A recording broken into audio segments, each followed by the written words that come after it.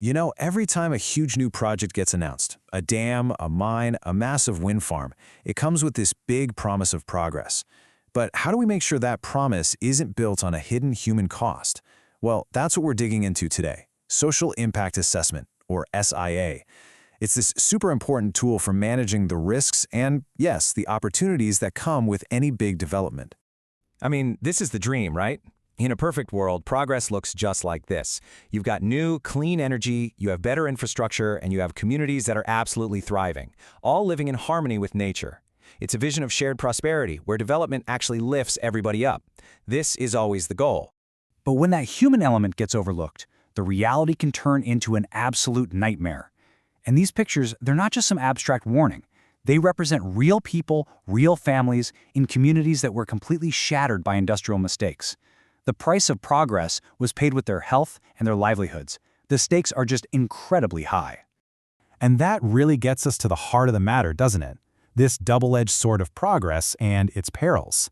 How do we chase all the good stuff while making absolutely sure we prevent the bad?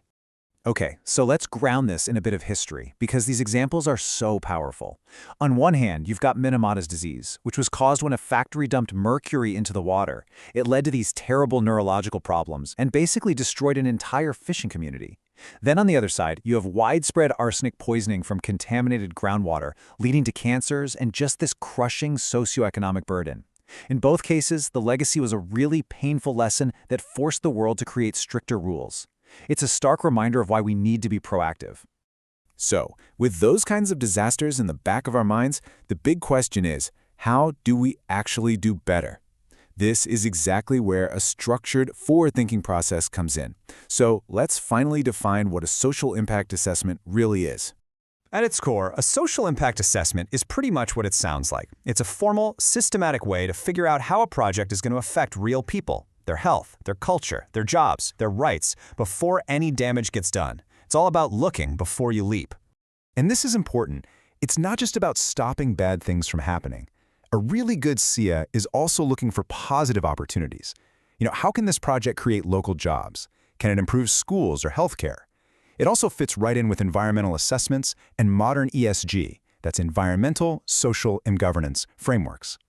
But what's absolutely crucial is its focus on fairness and human rights, making sure the most vulnerable people in a community aren't left behind. And for any company or developer, here's the bottom line. Doing an SIA isn't just some nice-to-have ethical thing. It's fundamental risk management. It protects what we call the social license to operate, which is just the community's ongoing acceptance of your project. Trust me, identifying a potential problem early on is always cheaper and easier than dealing with protests and lawsuits down the line. So, what's the difference between a truly effective SIA and one that's just a box-ticking exercise? Well, it all comes down to a set of guiding values. Let's get into these core principles. These principles are really the soul of the whole process. I mean, you can't assess impacts on people without actually talking to them, right? That's participation. You have to go out of your way to listen to groups that might be hit the hardest. That's your focus on equity. And the whole thing has to be transparent, be based on fundamental human rights, and look way, way beyond just the construction phase of the project. In this image, this just perfectly sums up what those principles are all about. It's about flipping the perspective, right? It's making sure that the diverse group of real human beings who have to live with the consequences of a project are put right at the very center of the decision-making process. Okay, so we've covered the what and the why. Now let's get into the how. Let's walk through what the actual process looks like when it's put into action. So the process basically unfolds in a pretty logical cycle. First, you have to establish a social baseline. What does the community look like before a single shovel hits the ground? Then, you analyze all the potential impacts, the good, the bad, and the ugly. Step 3 is the big one. You develop concrete plans to manage those impacts. And finally, and this is key, it's not a one-time report you just file away. You have to continuously monitor what's happening to make sure your plans are actually working. Let's zoom in on that critical third step for a minute. Because an assessment without a real plan for action is, let's be honest, just a useless document sitting on a shelf. This is all about turning that analysis into real, tangible action.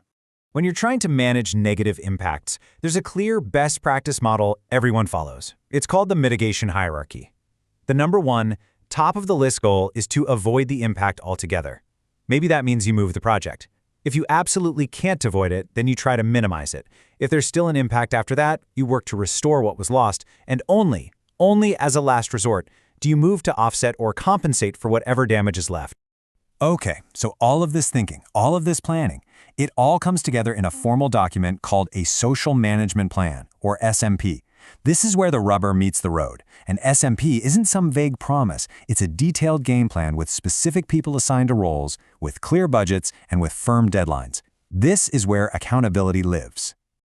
And that SMP is usually made up of a bunch of smaller, more focused plans.